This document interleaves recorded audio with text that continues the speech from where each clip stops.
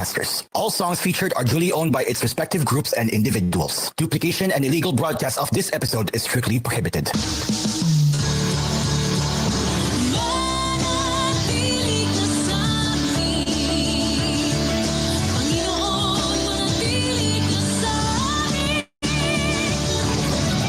Ito ang 702 DZJS. Kagapay boss sa katotohanan. Philippine Christian fan-made broadcasters at kapisanan ng mga fan-made broadcasters ng Pilipinas. You're listening to koolFM. koolFM is a TVH Group of Networks radio station. Sondo's greatest hits are here.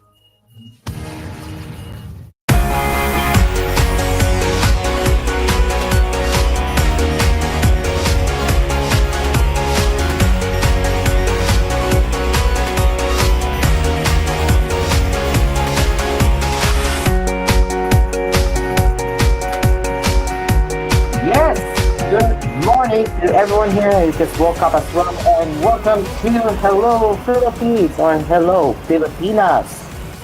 Today is Sunday, August 4, 2024, and happy Sunday to you all. So let's get into what's happening on koolFM lately. So as you all know, guys, that my Tulugan finale is it's nearing. There you go. It's nearing because we are reaching into last two episodes already. So the first two episodes have aired last Friday and yesterday, and now my tour guide is it's nearing to its finale, which will take place later this Friday and Saturday, which means on Saturday, my Duluga will be airing from 7 p.m. to 9 p.m. and constantly it will also be constantly Talk with Sen will temporarily return to the airwaves on the same day at 10 p.m. after koolNews prime time. So that will be very interesting to see how these two shows will go with. I believe TJ Sen will be talking about the aftermath of my Tulugan as well as his own thing, which involves Lamal SMPA, I believe. So also I am not currently sure if Talk with Sen will also be returning to. I'm still not sure though. But although what I do remember last time is that Talk with Sen, TJ Sen reached out to me yesterday morning that he plans on having his show returning to, he's planning on his show to return next month. But now looking at the chat room, he said that may babalik or abagan. So let's see. Let's just bring it up here. There you go. So TJ San posted this at 7:03 p.m. saying may babalik abagan. So that's really going to be interesting on that. And if we go to from our fellow DJ as well, let's search that here.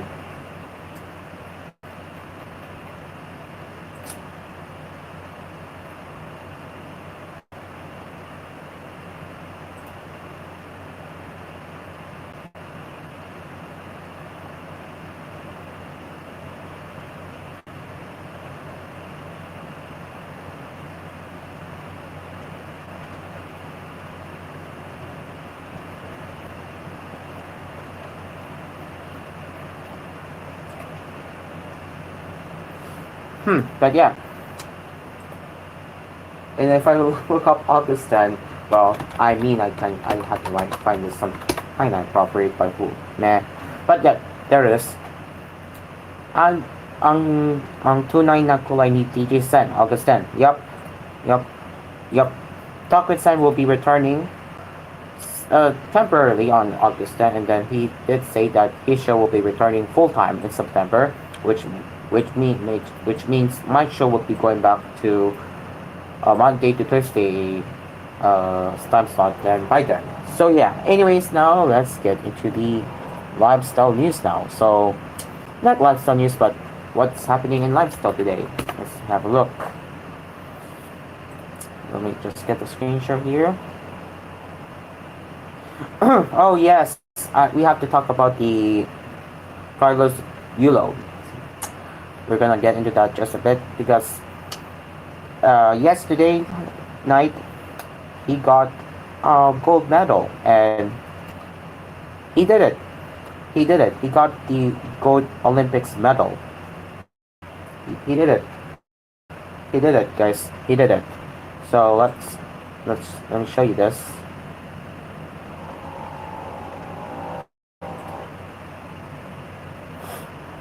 Wait, let me change the screen settings.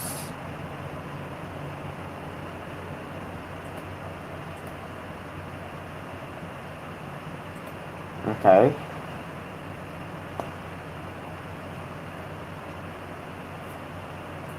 There we go. So here we go. We're gonna be talking about this accolade there. So it really is a problem, and so let's read this one. It was a proud moment for the Philippines as 24-year-old Olympian Carlos Adriel Yulo, fondly known as Calori, delivered the Philippines' first gold medal at this year's Paris Olympics. After the scores were flashed for the last floor exercise routine, Yulo turned emotional as he realized he had won gold. The third to perform among the 8 gymnasts, Yulo achieved a total of 15.000 points for his performance. In Olympic men's floor gymnastics, the maximum score a gymnast can achieve is 16.000 points. This total is composed of 2 main components: the difficulty score, based on the complexity of the elements in execution, taking into account performance and artistry. In Yulo's Olympic floor exercise routine, he achieved a gravity-defying triple twisting dismount with precision during his final grumbling pass, the last series in the floor routine, and often the most complex part of the routine. The triple twisting dismount involves launching into the air, performing 3 complete rotations around the body's long longitudinal axis, completing a flip and landing securely. As Yulo stuck the landing perfectly, he thrust his arms skyward and let out a triumphant roar. I am so overwhelmed, and I'm sorry. Yeah, I'm feeling grateful for this medal and for God. He protected me as always, said Yulo. He gave the strength to get through this kind of performance and perform this well. So look at this. This is the moment here. A huge milestone. This is a huge milestone, guys. So here, obviously, in the center we have the Carlos Yulo. This is the second time that the Philippines won the Olympics gold medal, which we are proud of, and the other two are Artem Goldblatt from Israel and Jake Jarman from Britain. So yes, huge milestone, guys. Huge milestone. It's a huge milestone, ladies and gentlemen. So, in the weekend qualification, Yulo demonstrated his versatility, amassing an impressive 83,631 points in the all-around competition. While Yulo excelled in these events, he missed advancing to the medal rounds in parallel bars, pole and horse, rings, and horizontal bars. After 7 years under Japanese coach Morihiro Kukimiya, Yulo and his mentor parted ways last year, leaving the gymnast coachless for a period of time. During this time, Yulo trained in various gymnastics facilities worldwide, gaining valuable insights from different coaches and diverse training experiences. Currently, the that look at him. Look how proud he is. No, okay. Currently, the artistic gymnast is under the guidance of head coach Aaron Castaneda, his former coach as a junior gymnastic.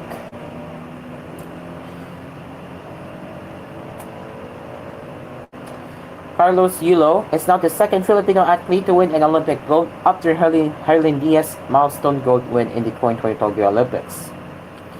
This is a great achievement, especially after the disappointment in the 2020 Tokyo Olympics, where despite high expectations, Yulo failed to qualify for the floor exercise final due to a costly error in routine. He did, however, make the vault final, finishing fourth place.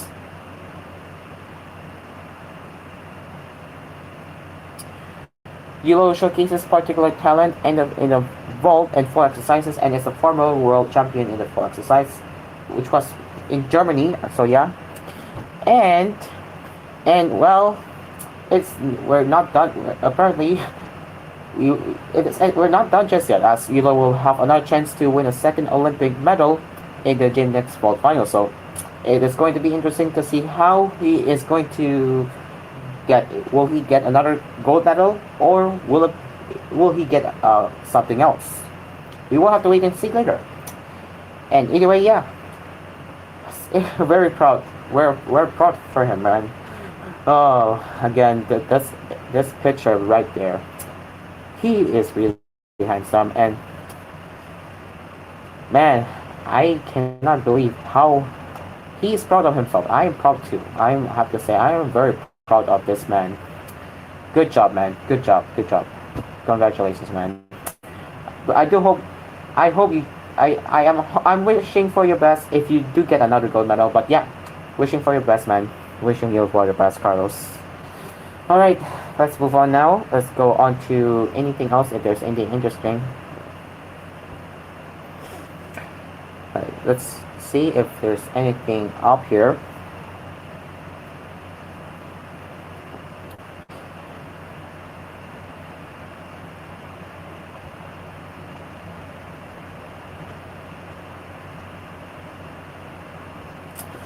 Okay, so apparently nothing much here. So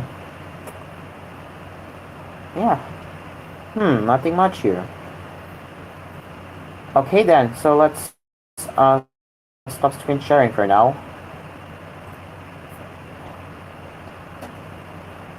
Okay, let me just go to entertainment.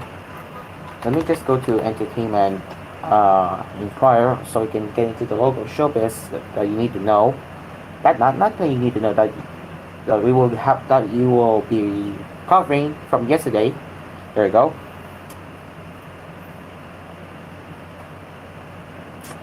Oh yes, Riza Sadon is not happy with his outcome of new home. So let's get into that now. Riza Sadon admitted that she was dissatisfied with the outcome of her new house, lamenting how they encountered problems including cracks in the walls, stairs, and even the main door.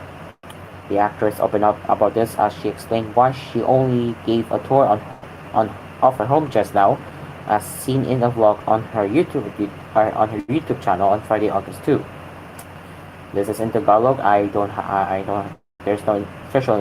There's no English translations provided, so we're gonna read it in Tagalog. Maraming mangyari. Mahigit 2 years ko siguro nang ginagawa yung bahay. Nagkaroon din ng problem and stress ako. Buti na lang talagang nagpapakabo ako kung hindi lakas-lakas ng yung buhok ko. She quipped. Hindi bang kaanong nande-design yung bahay at hindi pa kompleto yung mga gamit? Ang hirap kumpletuhin Kasi malabas-pasok kami sa bahay, she said as she showed parts of it. May times na di muna kami dito titira, mag-check-in muna kami sa hotel, gagawin yung buhay dahil meron sila. Ninon recalled how their family stayed in the hotel for about a month while the repairs were ongoing. She also noted that until now, there are still parts of their home that need to be fixed but have not been attended to yet.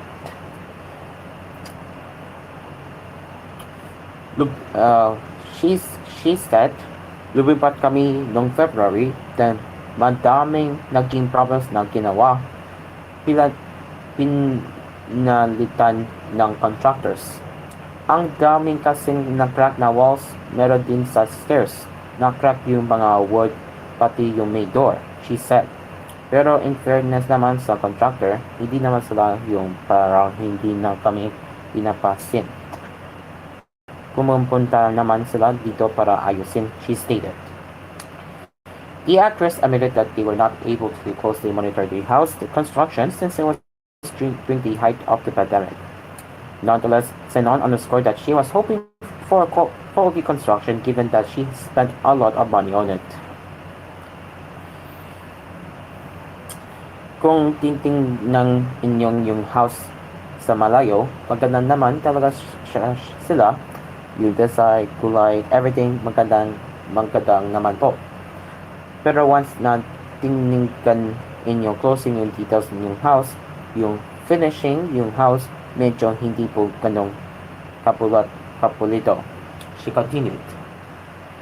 Medyo hindi kami ganong ka-happy dong sa naging outcome nung pinaka-finishing ng buhay, she added. Pangit mang pakinggan pero parang hindi sila new house kung i-describe mo kasi hindi sila malinis para magkuha silang ni-renovate na house. Parang ko lang yung feel. Concluding her vlog with an advice to followers, Senon said, kapag kayo naman po yung nagpagawa ng bahay, at least alam inyo na po yung first step maging mapanuri sa pagkuha ng contractor. Okay, there's that one. There's that showbiz headlines.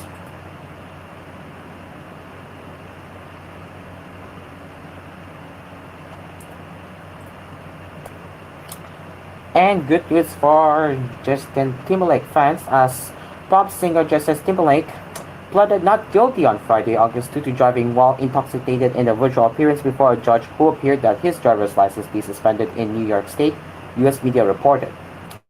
On June 18, the 43-year-old entertainer was pulled over in the town of Sauk Harbor, about 100 miles or 160 kilometers east of New York City, after police observed his BMW go through a stop sign and struggle to stay within road lanes.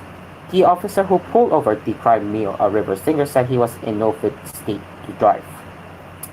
His eyes were bloodshot and glassy. A strong odor of a Catholic beverage was emanating from his breath. He was unable to divide attention. He had slow speech. He was unsteadily afoot, and he performed poorly on all standardized field sobriety tests, the police report said. Timberlake appeared on a video link from Antwerp in Belgium, where he was on tour to promote his latest album.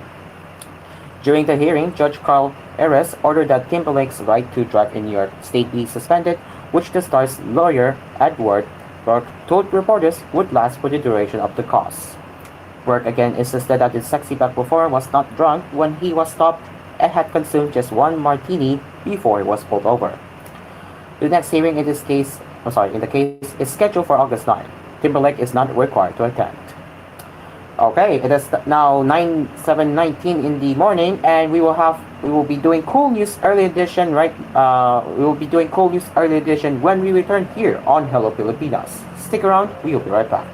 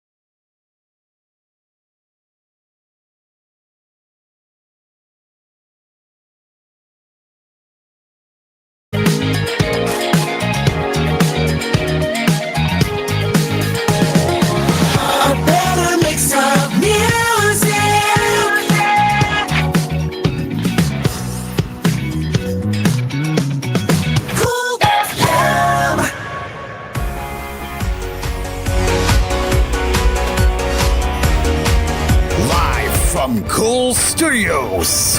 This is koolNews Early Edition.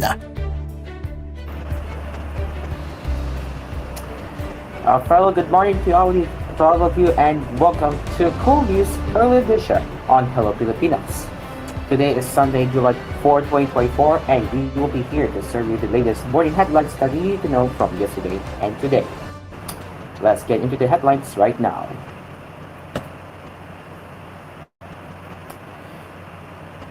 Have you noticed it too?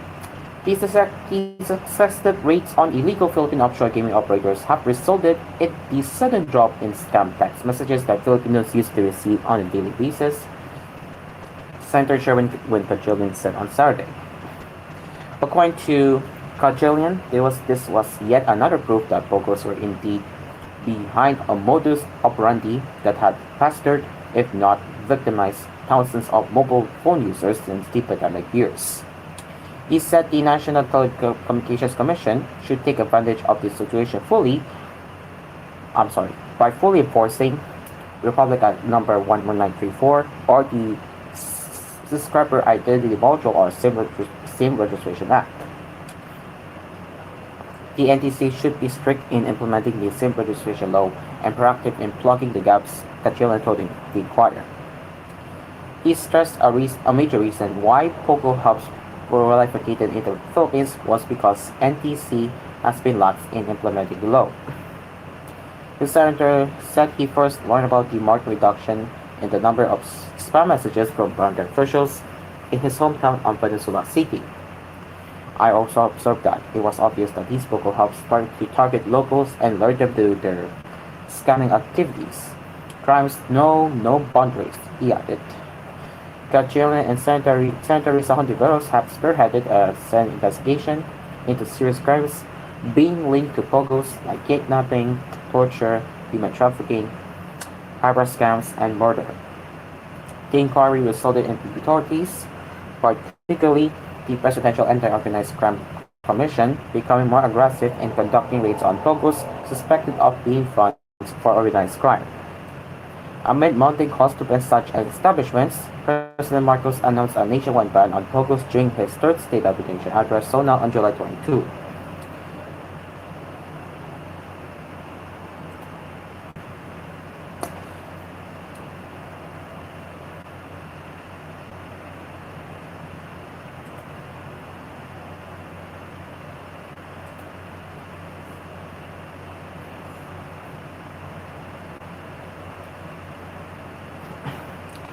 The provisional government of Cavite and other agencies have begun providing assistance to fisherfolk affected by the oil spill from a tanker that sank on July 25 in the waters of Bataan. On Saturday, the Bureau of Fisheries and Aquatic Resources of the Department of Agriculture distributed food packs to 1,612 fishermen in Novaleta town who have been registered for government assistance. Today's distribution is just the beginning of our comprehensive relief and recovery plan for the affected fisherfolk of Cavite, the fire officer in charge, Isidro Velasio Jr. was quoted as saying in a social media post by the agency's Calabarzon office. We are committed to providing continuous support and working closely with local communities to restore their livelihoods and ensure sustainable recovery, he added. Velasio also said livelihood restoration initiatives and environmental rehabilitation efforts were being planned and would be carried out in the coming weeks. The Cavite government said it began providing food packages on Thursday, with 2,196 beneficiaries in Cavite City receiving the aid that day, and another 2,867 on Friday. Affected residents in the municipalities of Kawit and Rosario Town also received food assistance. MT Terra Nova, which was carrying 1.4 million liters of industrial fuel, sank off the waters of Limay Town in Bataan on July 25. During the onslaught of Super Typhoon Karina, international name Gamma. The Philippine Coast Guard reported that the oil from the tanker spread across the waters of other provinces surrounding Manila Bay, including Cavite. On Wednesday, the provincial government declared a state of calamity in 2 cities and 9 towns, Cavite City and Bacoor City, and the municipalities of Novaleta, Rosario, Kawit, Tangsa, Naik, Maraganon, and Ternate. A declaration of a state of calamity allows the concerned local governments to quickly access emergency funds and implement relief operations for affected residents. To protect the health and safety of the public, Cavite Governor John Vic Remula prohibited the catching and selling of all marine products to prevent all contamination. According to the Calabarzon Regional Disaster Risk Reduction and Management Council, an estimated 352,179 residents in the coastal barangays of Cavite were affected by the oil spill. Some 25,145 fisher folks were also affected, with an estimated loss of income amounting to 70,932,775 pesos per day, and predictably in 22 days a total of 394,961,064 pesos, the RDRRMC said in the report. The Department of the Interior and Local Government DILG on Saturday said it will pursue a full probe on the July 25 sinking of the Terra Nova and of the MT Jason Bradley 2 days later, also in Bataan. But for now, we are focused on our mission, which is to prevent the further spread of the oil spill, Interior Secretary Ben-Hur Abou said at the press conference on Saturday. He said the DILG is coordinating with the PCG in containing the oil spill after it had confirmed that oil continues to leak from the Terra Nova at a rate of 1 liter per hour. The PCG said it has placed a second layer of booms on the waters of Limay and also tapped private vessels to help stabilize the booms and monitor the spread of the oil spill.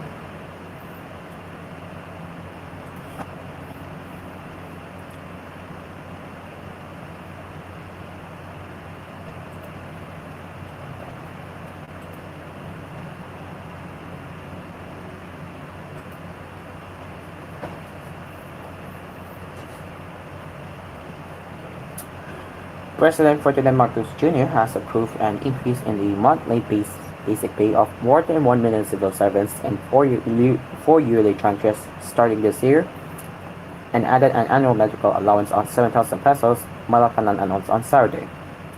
The basic pay hike will apply to workers in all civilian agencies in the executive, legislative, and judicial branches and will be implemented retroactively to January 1, 2024, under Executive Order Number 64, signed by the President and Executive Secretary Lucas Bersamin on August 2. The new round of 4-year government pay hikes follows the 2022-2023 yearly increases under the Salary Standardization Law of 2019. Government personnel receive compensation according to a salary grade system. There are 33 salary grades and 8 steps for each, with the highest salary going to the President. Excuse me again. Under the new wage schedule, the lowest paid government clerk currently receiving a monthly salary of 30,530 pesos for salary grade 1, step 1, will receive 15,208 pesos by 2027, or a total increase of 12.4% in 4 years. In comparison, a mid-level government employee salary grade 16, step 1, will be receiving 47,829 pesos starting January 1, 2027, 7.1% more than the 41,616 pesos current pay. The President's monthly basic salary will increase by 9.8% from 428,994 pesos to 459,469 pesos over that period. According to Marcos, the wage hike for government personnel was necessary given the prevailing economic circumstances, including the erosion of purchasing power due to inflation. There is a need to update the salaries and benefits of government personnel in order to maintain a competent, committed, agile, and healthy workforce, he said. Matching private sector, according to him, the salary adjustment would promote social justice, integrity, efficiency, accountability, and excellence, and ultimately translate to increased productivity and higher quality public service.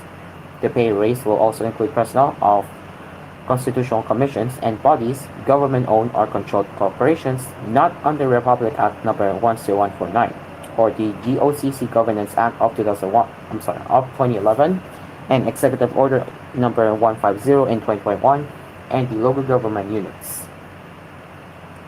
The compensation of all civilian personnel shall generally be competitive with the private sector in order to attract, retain, and engage high-performing civil servants, the President said. He said the compensation scheme must be within the financial capacity of the government, with the personal services cost cap at a reasonable level in relation to overall government spending.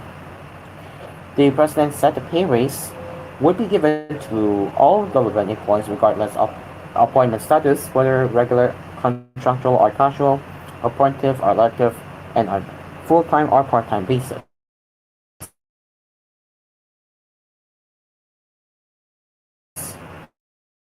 Contracts of service based on projects, consultancy, or service contracts where there is no employer to employee relationship between the government agency and the worker, according to the executive order. Aside from the wage increase, the President also ordered the grant of 7,000 pesos in yearly subsidy to allow qualified civilian state workers to avail of benefits similar to what health maintenance organizations provide. He directed the Department of Budget and Management and the Governance Commission for GOCCs to come up with the appropriate guidelines for the implementation of these health benefits. The heads of government agencies may grant a similar medical allowance to their employees or continue to procure allowable HMO plans subject to limitations and guidelines that the DBM may issue in consultation with these officers, Marcos said. The President's latest executive order did not specify the number of government employees nationwide who will benefit from the salary increase.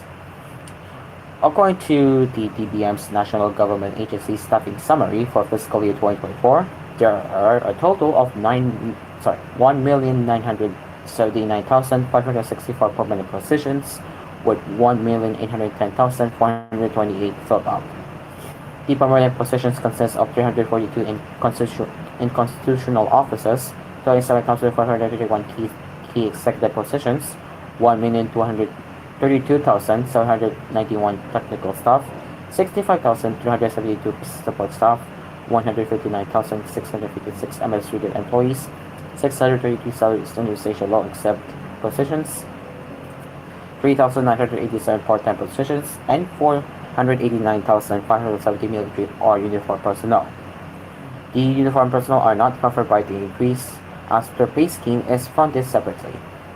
The permanent positions exclude 178 ex-official positions and the 140 positions earmarked for abolition once the placement of affected personnel in the newly created Department of Migrant Workers and National Authority for Child Care is completed.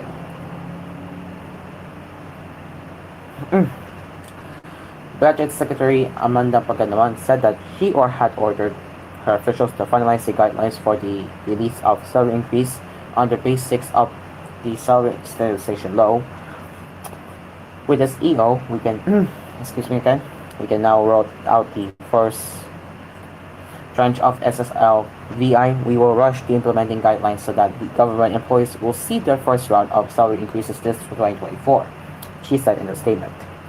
She said there would be a salary differential or back pay, but did not indicate whether this would be paid out as a lump sum equivalent to 7 months from January to July.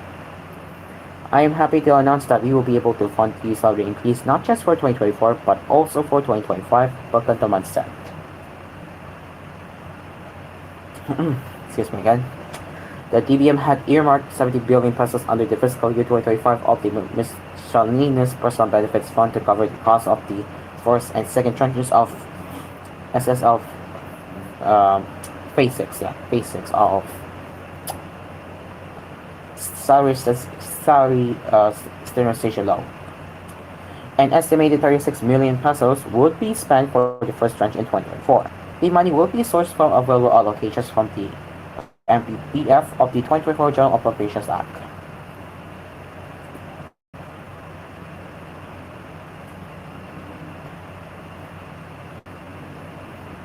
And now for the cool weather, we will be getting into that in just a bit. Let me just check there. Okay, there it is. It will be getting ready.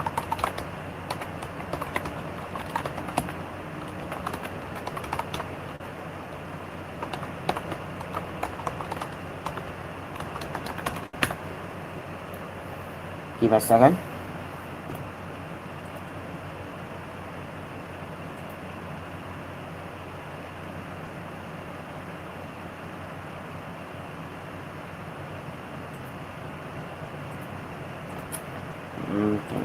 We'll be sending the bulletin to the technical team now. But yeah, while we are getting ready for the news alert forecast or weather or cool weather, we will continue with the headlines. Commission on Elections, COMELEC Chair Judge Aaron Garcia on Saturday led a time and motion simulation of a new automated counting machines that will be used in next year's midterm polls.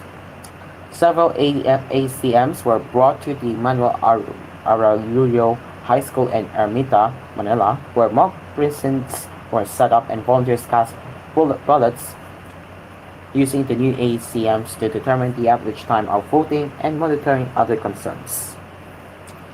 Garcia told reporters that the simulation study results will be considered in the general instructions for the boards of election inspectors on election day that the poll body will come out with soon. While there is no time limit for voting, Garcia thinks that it could be done from 30 to 50 seconds. With the new ACM, an image of the bullet will be flashed on the screen where the voter may review and verify how the machine will read the bullet. Garcia said time limit for the bullet review will still be determined. In previous elections, 10 voters at the time were allowed in the precinct. The COMELEC also designated more than 3,000 emergency accessible polling precincts for the disabled, elderly, and pregnant voters where they can vote earlier. The COMELEC is also looking into implementing voting in malls to provide convenience to voters amid the expected summer heat in May 2025. And now it is time for the cool weather from Parkasa Weather Specialist Chris Castañeda.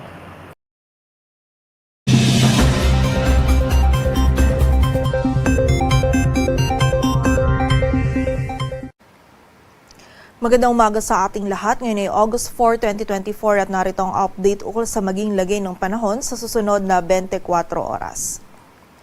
Patuloy pa rin umiiral ang southwest monsoon o habagat dito sa may bahagi ng Visayas at Mindanao kung saan ngayong araw magdudulot pa rin po ito ng mataas na tsansa ng mga pagulan dito sa bahagi ng Palawan maging sa malaking bahagi pa ng Visayas. So pag-iingat po para sa ating mga kababayan dyan sa posibilidad ng mga pagbaha at pagguho ng lupa. Samantala, dito naman po sa nalalabing bahagi pa ng ating bansa ay meron tayong mararanasan pa rin ng mga isolated ng mga pagulan, dulot pa rin ng habagat at ng mga localized thunderstorms. At sa kasalukuyan, meron po tayong minomonitor ng mga cloud clusters dito sa may silangan ng ating bansa. Sa labas po yan ng ating area of responsibility kung saan continuous monitoring nga po tayo dito sa mga kaulapan nito sa posibilidad na ito ay magkaroon ng sirkulasyon at maging isang ganap na low pressure area sa mga susunod na araw. So patuloy lamang po tayo magantabay sa updates na ipapalabas ng Pag-asa.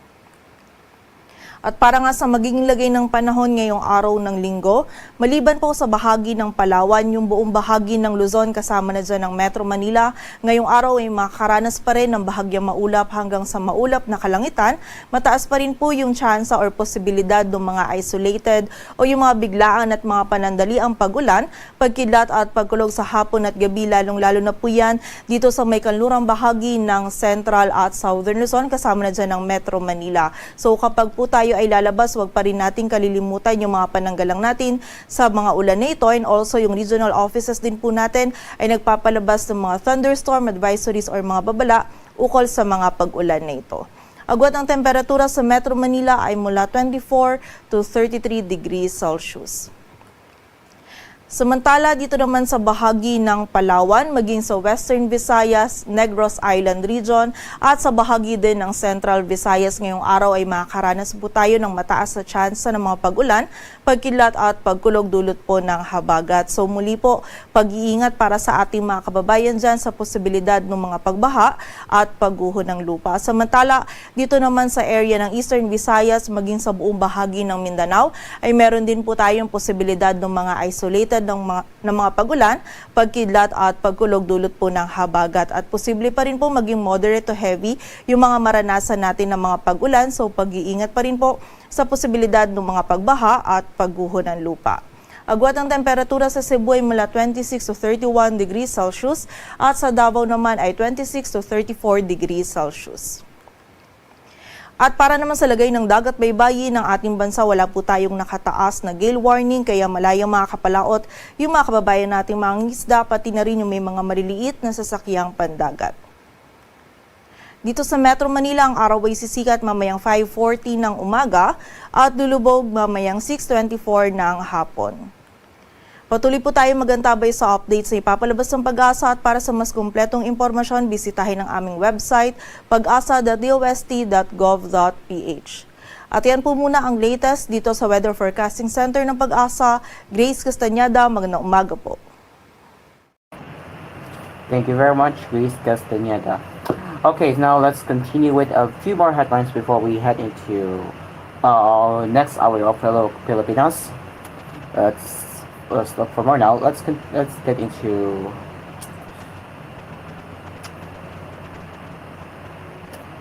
international headlines. Hezbollah said Saturday it had launched dozens of Katyusha rockets at Israel, the latest in the series of attacks it says is in support of the Palestinian people. The Iranian-backed group said its latest attack on Brit Hill in northern Israel was in response to Israel's attacks on Kfar Kala in Syria in Lebanon, which it said had injured civilians there.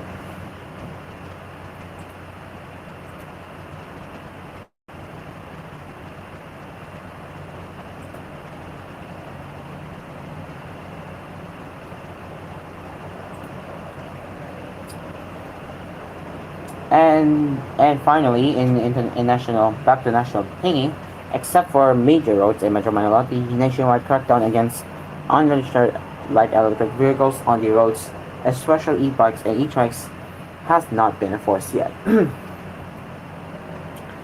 Land Transportation Office Chief Rico Mendoza II said they have yet to implement its own policy because our information dissemination with the public and our meetings with local governments are not yet complete. Our problem with unregistered light e-vehicles is not only isolated in Metro Manila. In fact, enforcing is more challenging in provinces where e-vehicles, especially e-trikes, on dominant vehicle reporters at the sidelines of an event in Quezon City on Friday night.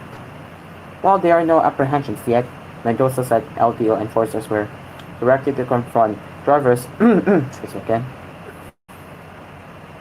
of registered e-trikes and e-bikes to convince them to register for their vehicles. We are giving owners nationwide all the opportunity to register their light e-vehicles, the LTO chief noted. But if these offenders who do not comply despite repeated warnings from our enforcers, we issue citation tickets. According to Mendoza, local governments, which are the primary enforcers of traffic law on local roads, are seeking more time for information and dissemination to properly study the road where light e-vehicles would be permitted to pass. There was also a big surge on the demand for hybrid and e-vehicles from a low 1,500 to 6,000 sold a month on average. According to the Electric Vehicle Association of the Philippines, there are 15,300 e-vehicles running nationwide, and the figure is expected to grow 6.6 million in 2030. E-vehicles must be registered before the LTO in compliance with Republic Act number 11697 or the Electric Vehicle Industry Act of 2022. In February 2024, the LTO issued administrative order number VDM-2024-044, mandating all e-vehicles used and operated in public highways to be registered. Based on LTO guidelines, the following are required to be registered. Here are the following: personal mobility scooter, elder kick scooter, e-bikes, e-mop, e-motorcycles, e-trikes, and e-squats. Light e-vehicles, which will be used exclusively along private roads like those in subdivisions, are not required to be registered. Unregistered vehicles which are caught operating in public highways will be impounded. And that's the first gap of koolNews Early Edition on Hello Pilipinas, as we will be continuing our news headlines later in the next hour of Hello Pilipinas. Until then, it is now 7:52 in the morning, and koolNews Early Edition will be right back for now, and the show itself of Hello Pilipinas will be right back as we will be preparing for an 8 a.m. hour of Hello Pilipinas. Live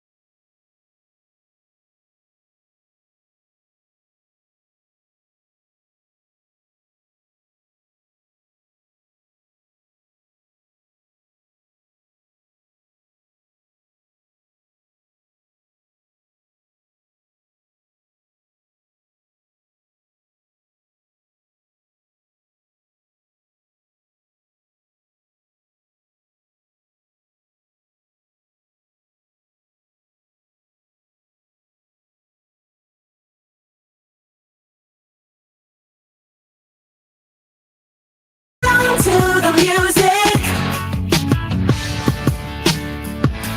Cool FM.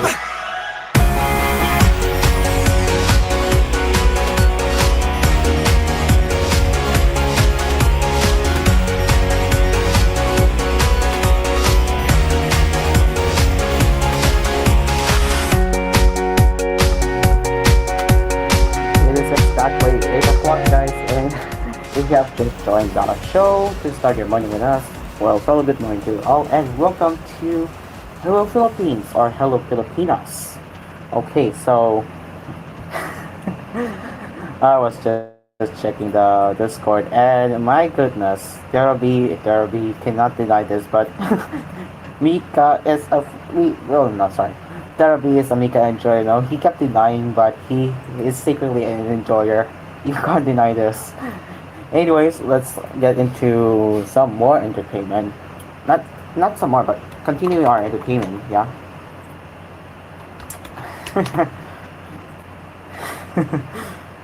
And I agree with everyone here. One of the Beanie fans out there saying Derby is enjoying Mika.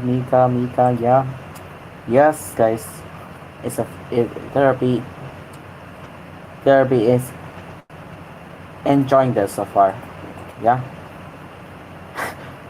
You can't deny this, yeah. Anyway, so now let's get into an actual news now. So here we go. Former President Donald Trump said he would no longer be taking part. So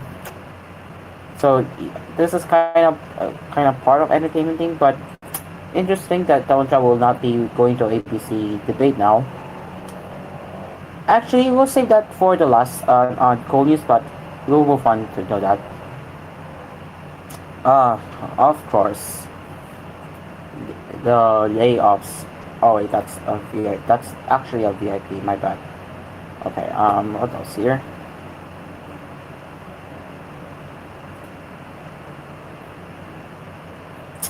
And the rest is slow, which is expected considering it's a weekend anyways.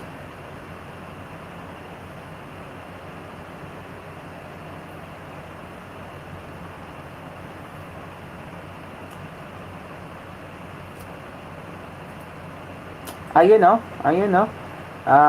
your idol, huh? Your idol of face to face, no? You know, you're actually,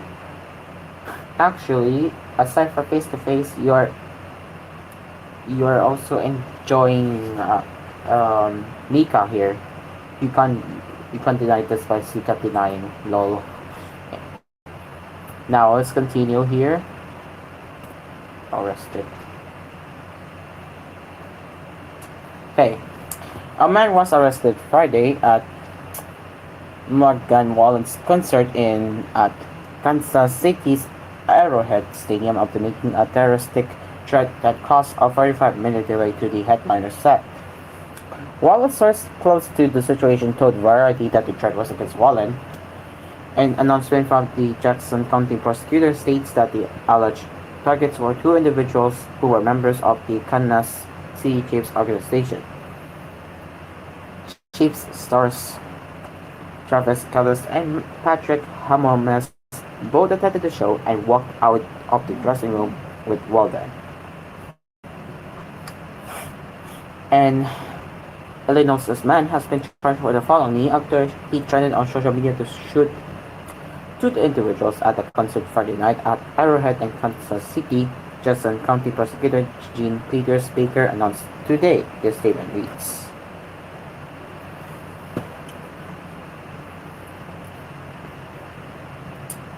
Aaron Brown of Winchester, Ill, faces a Class A felony of making a terroristic threat in the second degree. According to court records, Kansas City police detectives and intelligence analysts in the Kansas City Fusion Center were they and Gayhart Field at Arrowhead on Friday, August 2, 2024. Officers were monitoring threats at the planned concert when they observed on X, formerly Twitter, a threat against two individuals who were members of the City Chiefs organization were present at the event.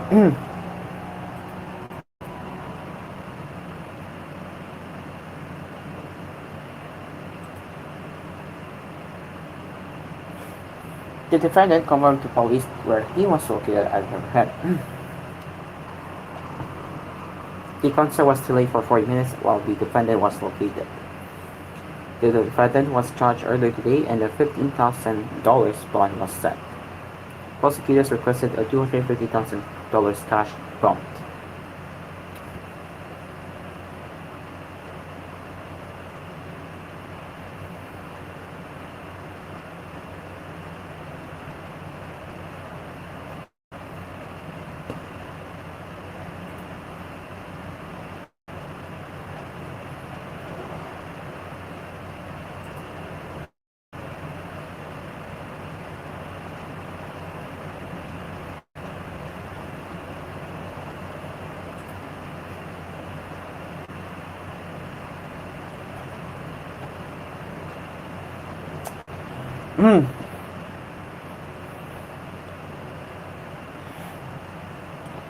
It looks like that the AMC theaters are not having a good day, as a frosty start to the summer movie season was devastating. The theater, the theater chain's quarterly earnings was severely impacted by a lack of blockbusters, with student films like a Mad Max Saga, The Fall Guy, and Horizon and American Saga Chapter 1 all collapsing at the box office. AMC is placing much of the blame on the actors and writers strike, which delayed production for months last year and left theaters with few big movies to show in 2024. Revenue at the theater chain fell 23.5% to $1.03 billion during the 3-month period ending in June, down from $1.25 billion in the prior year period. Net loss for the 3 months also widened to $32.8 million compared with a profit of $8.6 million for the quarter ended June 2023. Adjusted EBITDA stood at $29.4 million, down sharply from the $182.5 million in adjusted EBITDA that AMC reported in the prior year quarter. Attendance also dropped precipitously, falling to just over 50 million from 66.4 million in a year-ago period, a time when hits like Spider-Man Across the Spider-Verse and Guardians of the Galaxy Volume 3 were playing to packed house. Though the quarter was a rough one, excuse me again, things began to shift towards its end.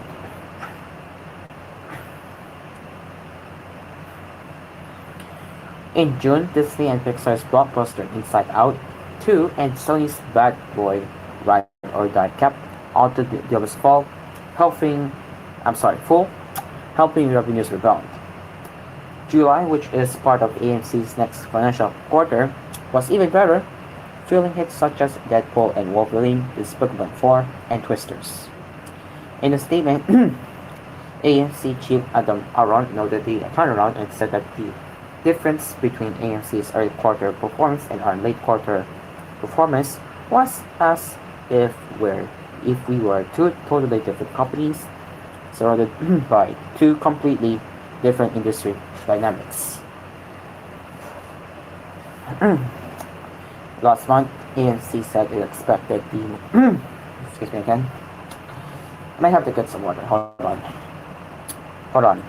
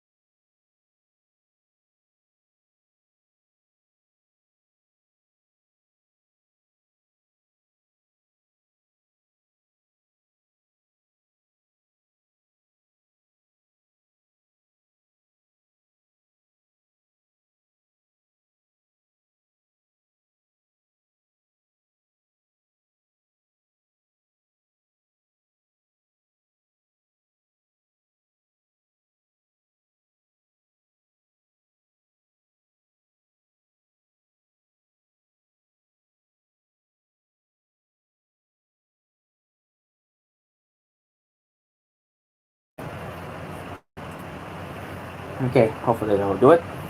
Last month, AMC said they expected the movie business labor issues would mean the company's earnings would fall short of projections. That meant that the dismal earnings result were back baked into AMC's share price. The company's stock was actually up more than 3% in after hours trading, hovering at $5 a share. The theater chain has struggled to stay solvent in recent years, having been settled with $4.5 billion in debt, much of it amassed when it brought up a number of theater chains prior to the pandemic. However, AMC got some relief. It recently reached a refinancing agreement to restructure a portion of its debt to extend maturity dates by at least 3 years. As part of the pact, more than $2.8 billion of maturities were pushed from 2026 to 2029 and 2030, giving the company more breathing room. We are grateful that AMC's lenders just gave our company a strong vote of confidence as to their view of the likelihood of for our long-term success. Aaron said in a statement, "The power of an extension of our fiscal financial runway for many years into the future." Looking ahead, Aaron predicted that the box office was headed for a rebound, noting that the rest of the year will bring sequels to Galadier and Joker, as well as Wicked, an adaptation of the long-running Broadway musical. Okay, there's that one. That's the international entertainment headlines. Yeah, yep. Okay, so now it is now 8:12 in the morning, and we will be getting into the technology and gaming news for tech enthusiasts and gamers out there. So stick around. Hello Pilipinas, we'll be right back.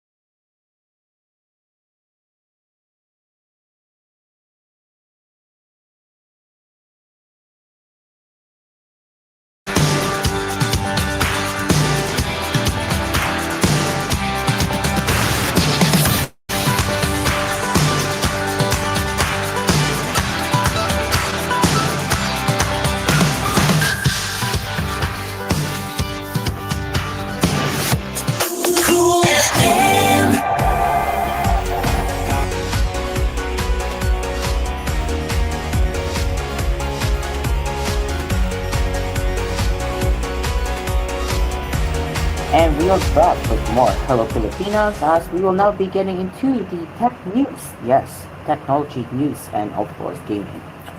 Okay, let's start with The Verge.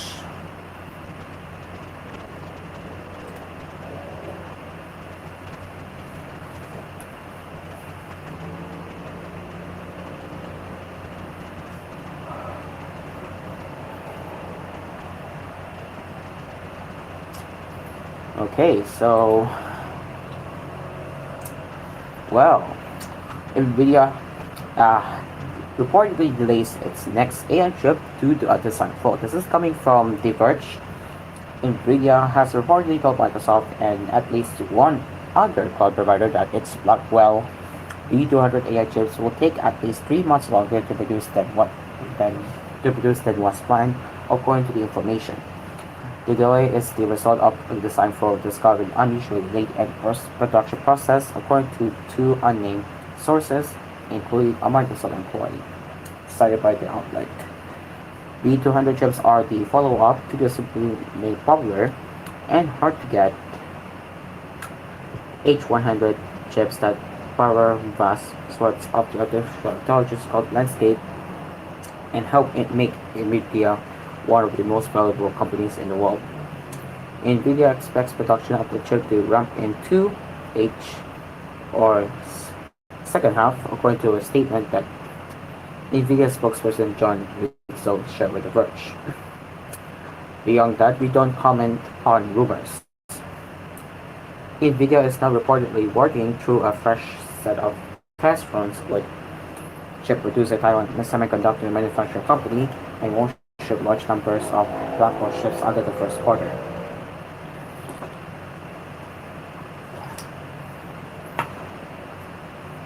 The information writes that Microsoft, Google, and Meta have ordered tens of millions of dollars worth of the chips. The report comes just months after video said that Blackwell-based products will be available for partners starting in 2024. The new chips are supposed to kick off a new yearly cadence of AI chips from the company, as several other tech firms such as AMD work to spin up their own AI chip comparators.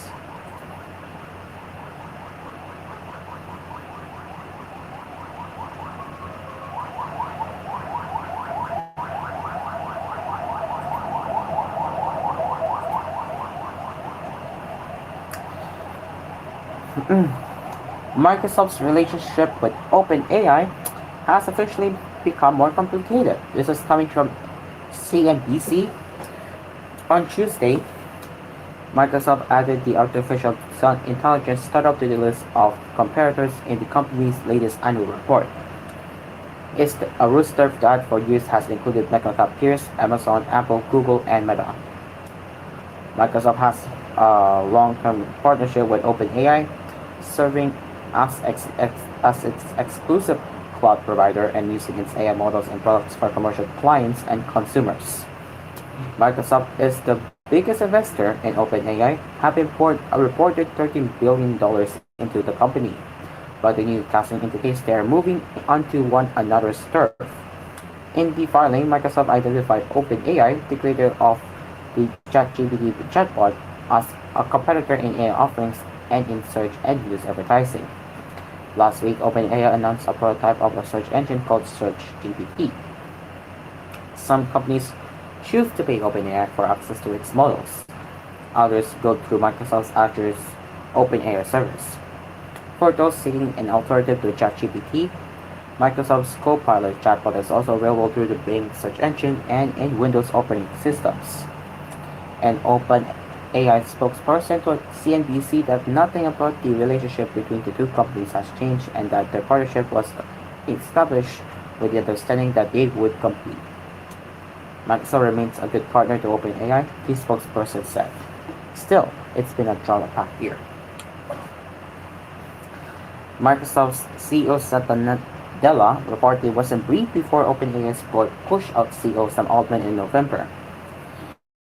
After Altman was quickly reinstated, OpenAI gave Microsoft a non-voting board seat. Microsoft relinquished the position earlier this month.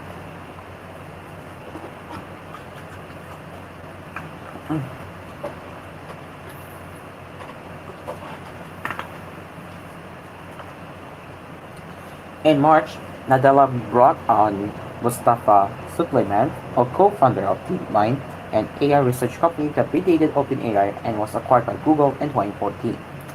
Suleyman, who had co-founded and led startup Inflection AI, was named CEO of a new unit called Microsoft AI, and several Inflection employees joined him.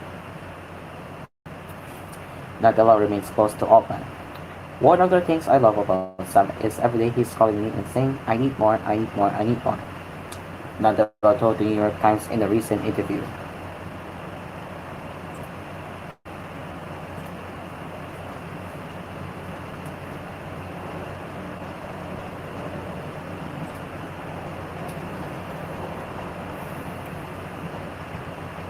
Mark Kalman, ex-engineering lead of media, and his second-in-command, Melissa Marancillo, resigned today.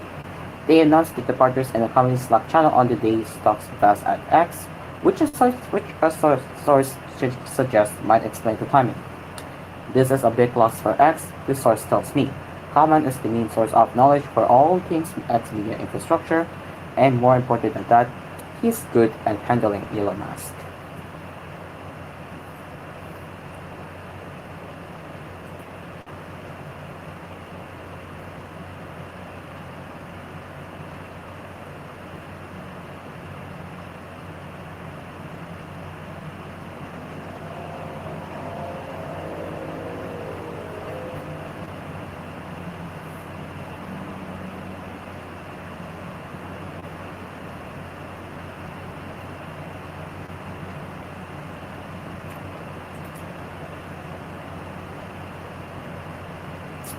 Responding to the RIA's copyright suit, AI song maker sites defended the models as being like kids learning rock and roll or tools enabling creativity.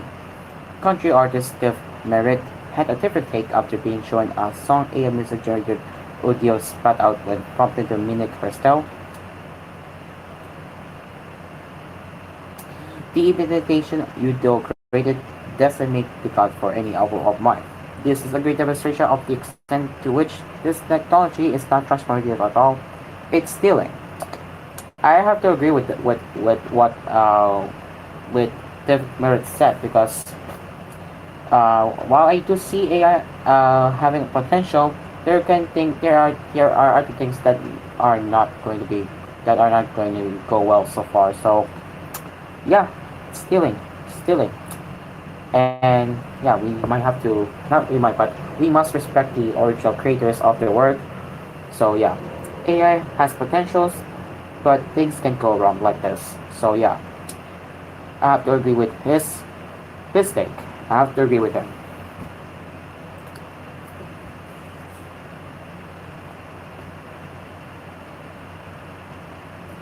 I think we run out here. Yeah, I think. Did I?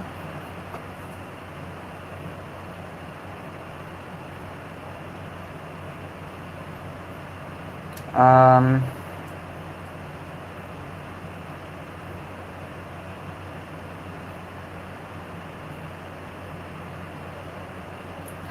okay, let's get into the some gaming news now. Game Informer is shutting down. Game Informer, one of the last remaining gaming magazines, is shutting down after 33 years. The GameStop-owned publication announced on Friday. The magazine's entire staff is being laid off, Kotaku reports. In a statement posted to X, the publication didn't give a reason for the shutdown. GameStop didn't immediately reply to a request for a comment.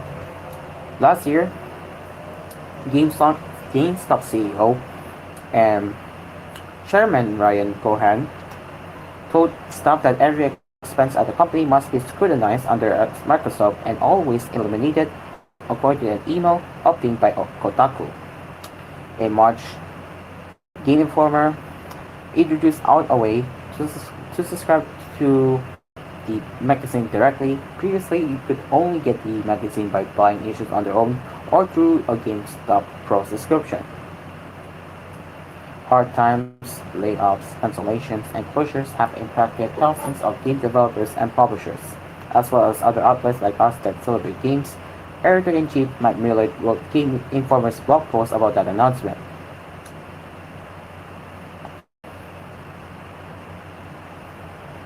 So here's the full shutdown statement from Game Informer's X account and also on Game Informer's subscription page.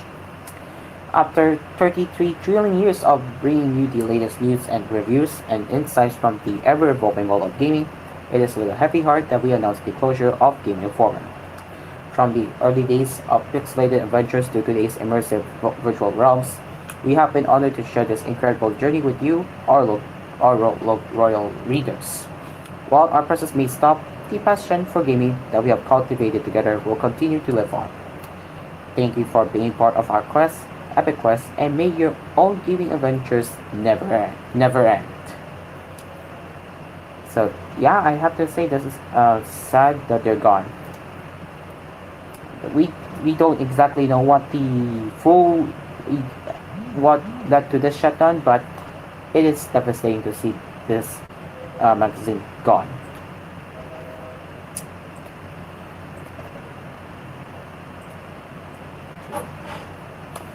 Now, it's time for the other gaming news.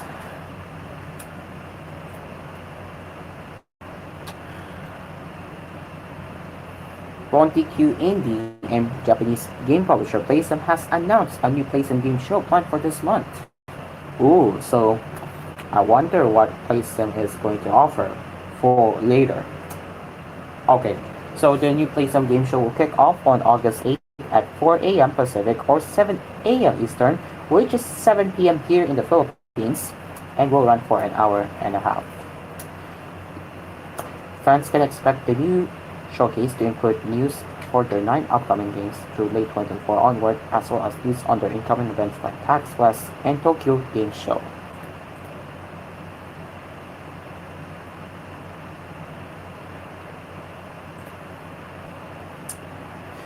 Oof, it looks like that the Xbox gaming consoles such as the Series X and S,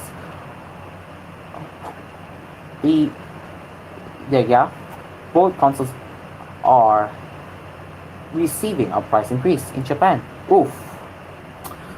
The company announced both the Series X and S consoles will increase their prices from 59,978 Japanese yen, tax included, to 66,978 Japanese yen, and from 37,978 Japanese yen to 44,578 Japanese yen, respectively.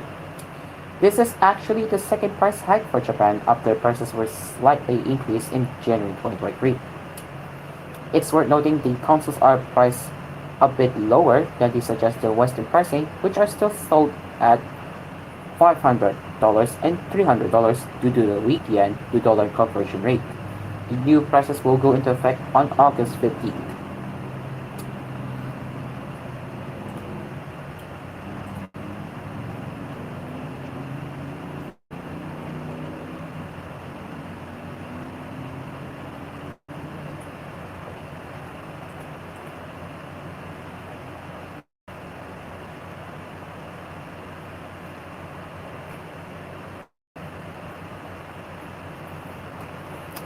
Okay, and now finally in the Wii side of gaming, publisher and Aniplex and developer Type Moon have announced a release date for the Fate Stay Night Remastered, which is the new remaster for the 2007 game. It is set to launch on August 8th for Windows PC via Steam and Nintendo Switch. So it is a new remaster of Fate Stay Night Relta Nua, which originally released for PS Vita and later on smartphones. Aside from the remaster, Fate Hollow Axoria is also getting a remaster too. So it is currently in development and no release date has been announced for now. Okay. Now that we're done, it is now 8:35 in the morning and we will be covering more national and international headlines with koolNews Early Edition. That's coming up next, right here on Hello Pilipinas. Stick around, we will be right back.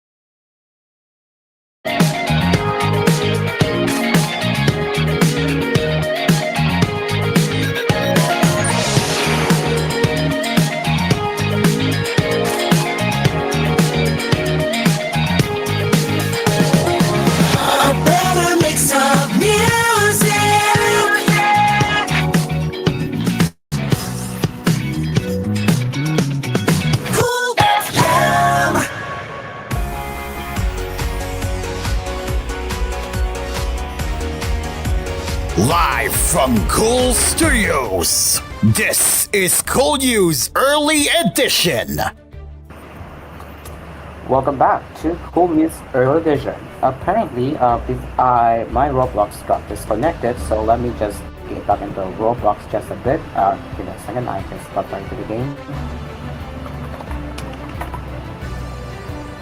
I am here now. So give me a second.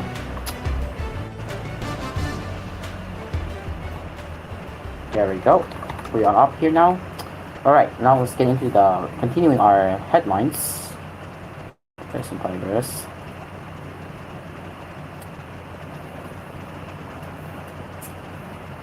Right. Here we go. We have a fresh headline, so let's get into that now. It's mostly international, so we will be talking international headlines. The Vatican said Saturday that it was saddened by certain scenes at the Olympics opening ceremony that gave quote-unquote offense to Christians as controversy rages over a segment some say lambonted Jesus' Last Supper. The July 26th show included a scene featuring dancers and drag queens that some said was reminiscent of depictions of this Last Supper, the final meal Jesus Christ is said to have shared with his apostles, yeah. Although organizers have said they intended to portray a pagan feast led by the Greek god of wine, Dionysus, that explanation has not told the criticism. The Holy Unseen was saddened by certain scenes at the opening ceremony of the Paris Olympic Games and can only join the voices that have been raised in recent days to deplore the offense given to many Christians and believers of other regions, said the Vatican in a statement written in French. In a perspicuous event where the whole world comes together around common values, there should not be allusions ridiculing the religious beliefs of many people. Instead, I think that freedom of expression finds its limit in respect for others.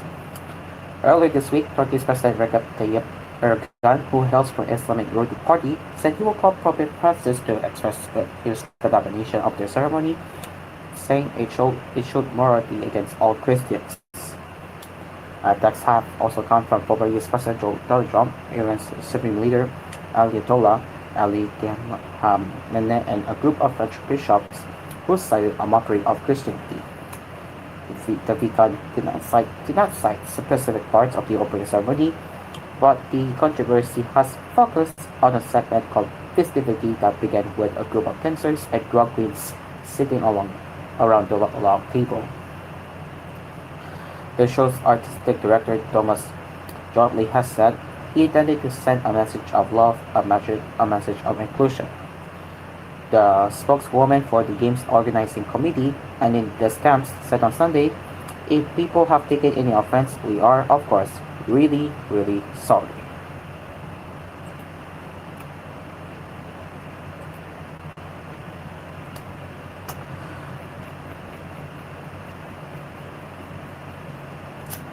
Middle East tensions soared Saturday as Iran and its allies readied their response to the assassination of Hamas political leader, blamed on Israel, spurring fears of a regional war.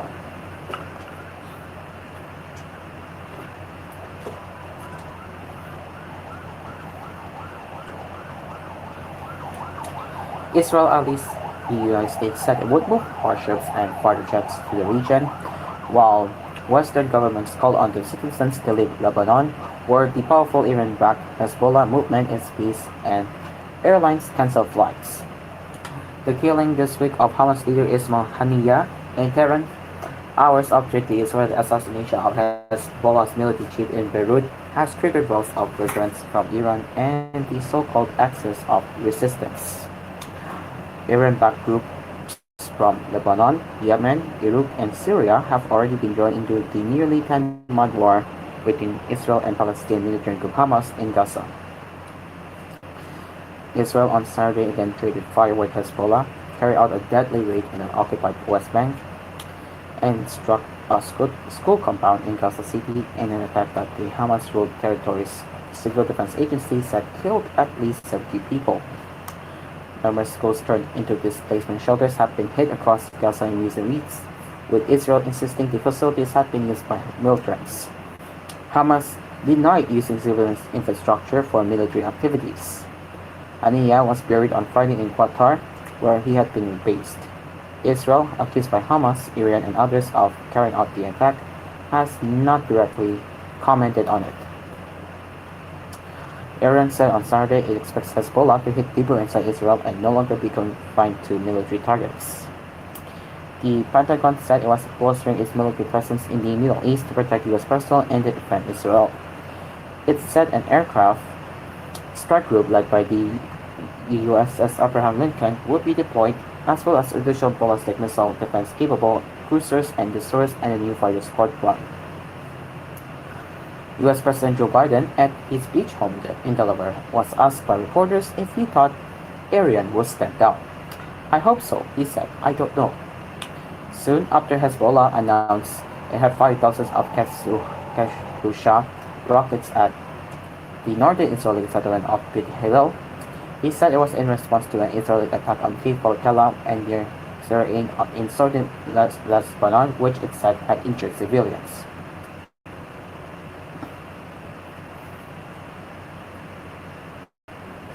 Early Saturday, Hezbollah announced the deaths of two of its fighters, including a 17-year-old from their Syria.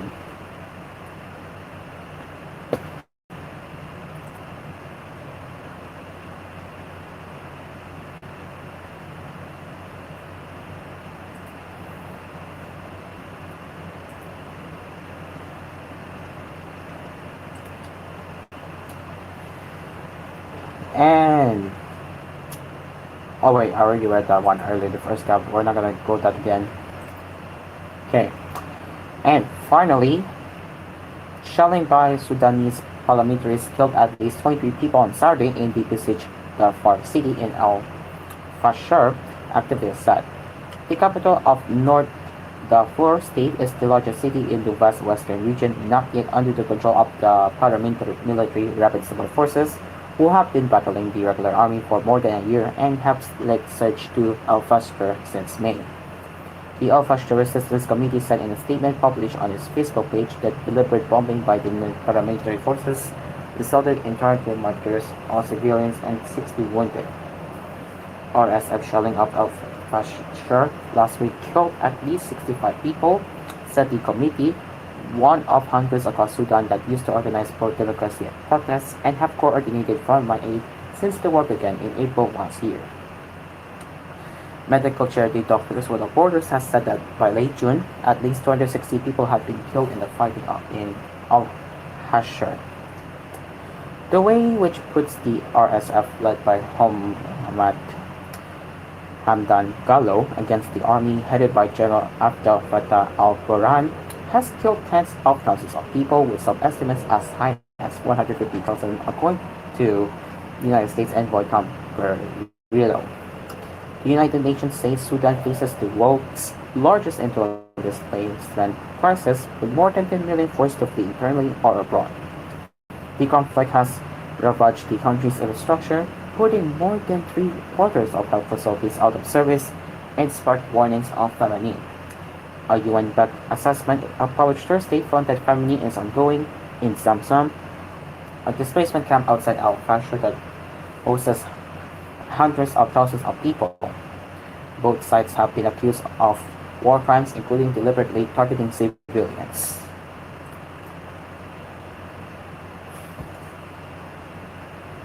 Let's just double check if we have any more headlines. If not, we can end here.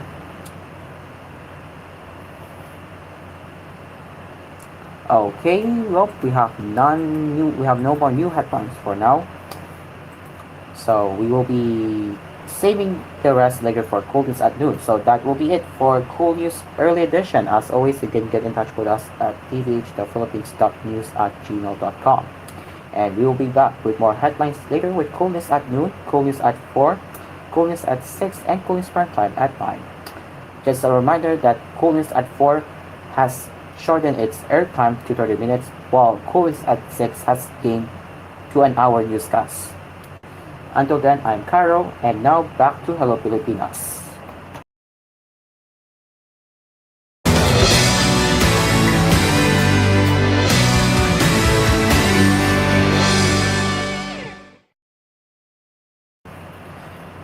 8:53 in the morning, and we have 7 minutes left before we wrap up the show. Okay, so now let's go check the. Oh yeah, of course, as usual, and in my way of hosting this show, we will be covering the last few minutes of Hello Pilipinas with anime news. So yes, otakus out there, you are in for a treat because we will be sharing some latest anime news right now. Okay, so let's see what's new here. Oh wow. Well. Let's start with the latest anime news. Where is it? There it is. I'm just doing my screen share here.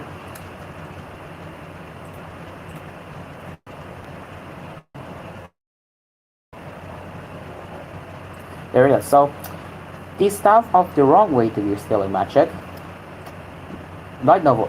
fantasy light novel series revealed at a panel of Otakon on Saturday that the anime will get a second season. Ooh. So no official release date has been.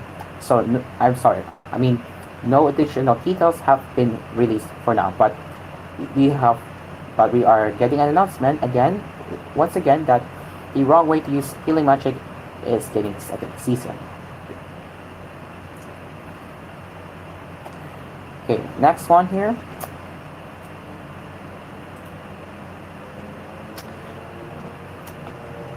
The staff for the television anime of Asoto Mitsu's Arahan Sanwa Karanai, Aaron is in this how do I pronounce this one? Harem is in this disparable romantic comedy manga, announced on Sunday that the series will be getting a second season. Let me check the trailer real quick. Okay, no release date for now, or no additional details have been released for now. Fate Grand Order Fujimatsu Suka Wakaranai anime is getting a second season. So, third time's the charm. We have covered the headlines anime news. We're getting of 3 shows getting second seasons. Real. Time was announced on Sunday during day 1 of the Fate Grand Order Expo, Fate Grand Order Fest 2024 9th anniversary event, that the Fate Grand Order Itsuka Fujimatsu together will be getting a second season. The first 2 episodes are now available on YouTube via Fate Grand Order's official YouTube channel. Episode 3 will debut on August 7, and new episodes will stream every Wednesday after. So we have first 2 episodes right here if anyone is interested. And finally, let me check the latest news. This is opinion title, we're not going to go to that. That was already covered earlier, part of the gaming news earlier. And good news for anime fans in North America, South Africa, Australia, and New Zealand fans. Ghost Band Cry will be licensed, so it looks like it. So the below post asks fans to stay tuned, and this is something is coming soon. So you heard that right. For the fans outside Asia and the Philippines, Ghost Band Cry is becoming available, or should I say, Ghost Band Cry is going to be licensed worldwide soon. Ooh. In the meantime, as of this airing time, Ghost Band Cry isn't available in the Philippines yet, but it is already available in Indonesia. Surprise, surprise. Even in Thailand too. So Indonesia and Thailand are the countries where you can watch Ghost Band Cry in Asia right now. So yeah, at the moment, Philippines have yet to see the official Ghost Band Cry distribution. Who knows? We will have to wait and see. And now to close up the, I'm sorry, I have to wrap it up. Yeah. And now that's all of the anime news here. And as we are about to wrap up the Hello Pilipinas, we will be doing the usual quote of the day.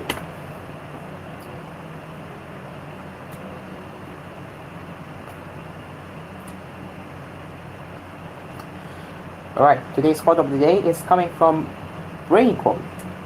I have no methods. All I do is accept people as they are. From Joan Rivers. It is 8:59 in the morning, and that is it for Hello Pilipinas this morning. As always, thank you so much for joining us to start your weekend mornings with us, and we will be back again next week at the same stations, same time. And coming up next on TVH Network, it's Science Show.